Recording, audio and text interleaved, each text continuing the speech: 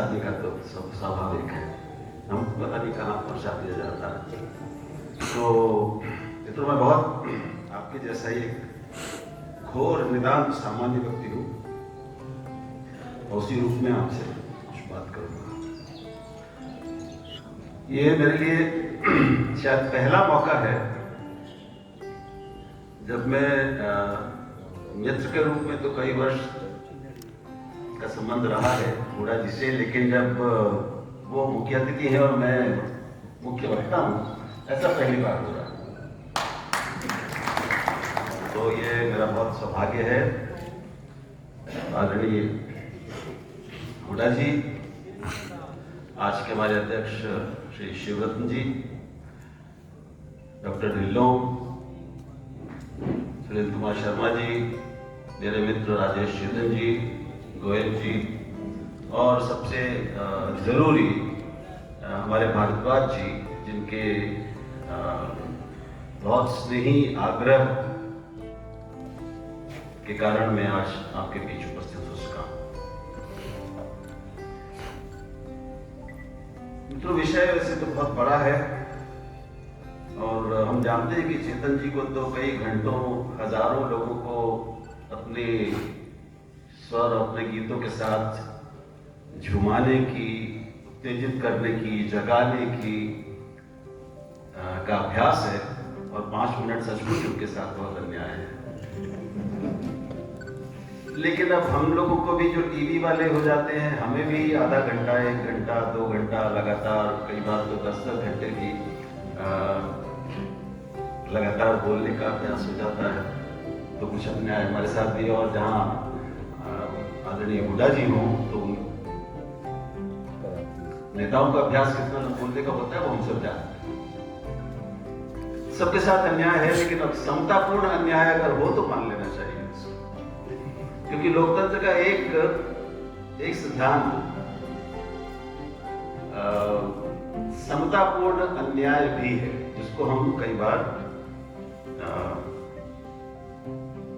एक विशिष्ट न्याय, सामाजिक न्याय हो या आर्थिक न्याय हो, दिलाने के लिए कहीं कुछ सोची समझी असमानताओं को स्वीकार करते हैं। सारा आरक्षण का जो सिद्धांत है वो इसी पर है। आरक्षण अपने आप में असमानता का व्यवहार है, लेकिन वो एक बड़ी ज्यादा व्यापक समानता और समता हासिल करने के लिए किया जाता है। तो मैं अब विषय पर आता हूं। मैं शुरुआत करना चाहूँ, बूढ़ा जी हमारे नेशनल मीडिया सेंटर में आए थे हमारे बुलावे पर, तो मैंने कहा था कि पहले मैं दिल्ली में था, अब आपकी प्रजा हूं, तब वो मुख्यमंत्री थे हमारे। तो मैं अभी तो हरियाणा की प्रजा हूं, नागरिक हूं और गुड़गांव में रहता हूं। गुड़गांव में पिछले कई महीनों से, लेकिन पिछले 1 हफ्ते के दौरान बहुत एक उग्र आंदोलन चल रहा है। मुझे नहीं मालूम यहाँ के अखबारों में उसके बारे में कितना छप रहा है। नमाज को लेकर एक विवाद चल रहा है और मैं आपसे कहना चाहता हूँ, एक पत्रकार के रूप में नहीं, एक व्यक्ति के रूप में, नागरिक के रूप में कह रहा हूँ कि मैं 10-15 दिन से इस द्वंद्व में हूँ कि मैं क्या करूँ। मैं इस छटपटाहट में हूँ कि परिस्थितियां मुझे रोकती हैं। पत्रकार का मतलब दूर बैठकर वो खुद उसका मतलब कर्ता हो जाना या शामिल हो जाना नहीं होता, लेकिन मेरी इच्छा बहुत है कि अगर संभव होता तो मैं वहां एक अहिंसक धरने पर बैठता। जो गुड़गांव में हो रहा है वो हमारे लोकतंत्र के सामने खड़ी सबसे जो कड़ी चुनौतियां हैं, उनमें से एक बहुत प्रमुख चुनौती का चिन्ह है, उदाहरण है। मैं राजेश जी से थोड़ा अनुमति लेकर असहमत होता हूं।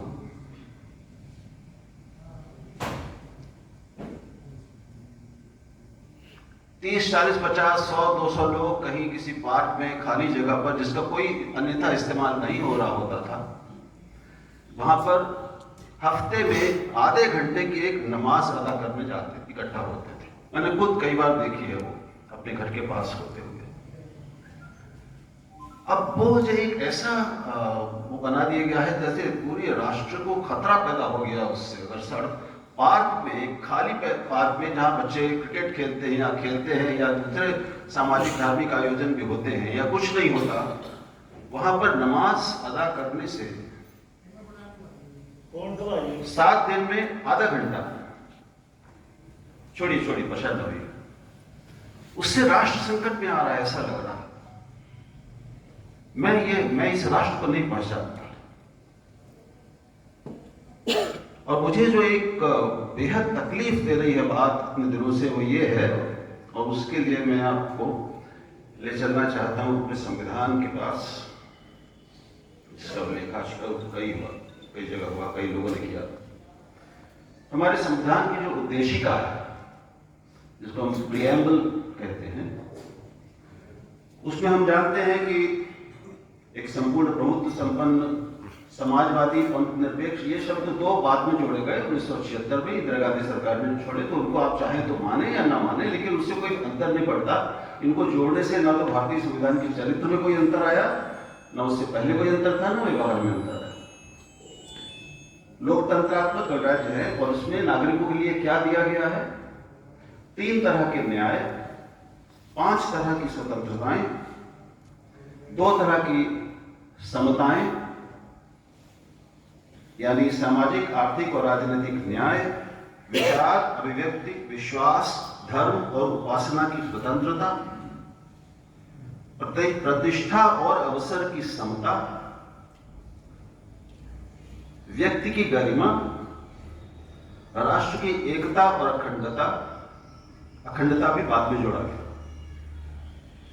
और ये सब सुनिश्चित करने वाली बंधुता बढ़ाने के लिए, जैसा शायद कल ने बताया था, ये भारत के लोगों ने अपने आप को आत्मार्पित किया, स्वीकृत किया।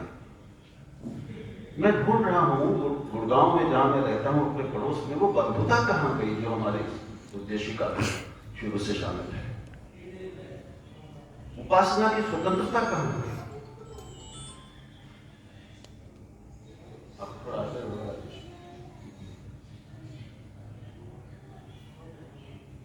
तो लोकतंत्र जिन आदर्शों, उद्देश्यों के को प्राप्त करने के लिए हमारा संविधान बनाया गया, हम गुलामी से आजाद हुए। आजादी के बाद इस देश ने और हमारे संविधान निर्माताओं ने, जितने सारे राष्ट्रीय आंदोलन के नेता थे, जिनमें हुड्डा जी के पिताजी भी शामिल थे, संविधान सभा के सदस्य रखे थे, जो लक्ष्य रखे थे, वो तो ये लक्ष्य ये है। और ये सारे लक्ष्यों के लिए बाद में अंत में आता है, लेकिन बिना उसके इनमें से एक भी लक्ष्य हासिल नहीं किया जा सकता, वो है बंधुता, फ्रेटर्निटी। लोकतंत्र का मतलब होता है पक्ष और विपक्ष। जहां पक्ष और विपक्ष होगा वहां प्रतिरोध होगा, वहां असहमति होगी, वहां संघर्ष होगा ही, वरना तो एक ही पार्टी का शासन में जाएगा। तो लोकतंत्र की परिभाषा में अंतर्निहित है कम से कम 2 पक्षों का होना, जिसमें एक हम जानते हैं जैसे सत्तारूढ़ और विपक्ष। बिना इसके आप ऐसे किसी लोकतंत्र की कल्पना नहीं कर सकते जहां पर केवल एक ही पक्ष हो, क्योंकि सृष्टि में भी और जीवन में भी कुछ भी एक पक्षीय नहीं है, ब्रह्म को छोड़कर और ब्रह्म को छोड़कर बाकी सब द्वैत है, द्विधात्मक है। एक ही तरह की सोच अगर होगी, एक ही तरह के सब लोग सबके चेहरे मोहरे एक जैसे हो, सब एक ही भाषा बोले, एक जैसे कपड़े लत्ते पहने, एक जैसा खाना पहने, एक जैसा व्यवहार करें, ऐसी दुनिया हो सकती है क्या? ऐसी दुनिया चाहिए क्या हमको? हम सब एक जैसे दिखे? सोचिए कैसा होगा। हम एक जैसे कपड़े पहने हो, एक जैसी बात करते हो, एक भाषा बोलते हो, एक जैसा खाना खाते हो। जो विशेषताएं हैं या जीवन की भी विशेषताएं हैं, चेतना की विशेषताएं हैं, उनमें विभिन्नता, विविधता अंतर्निहित है।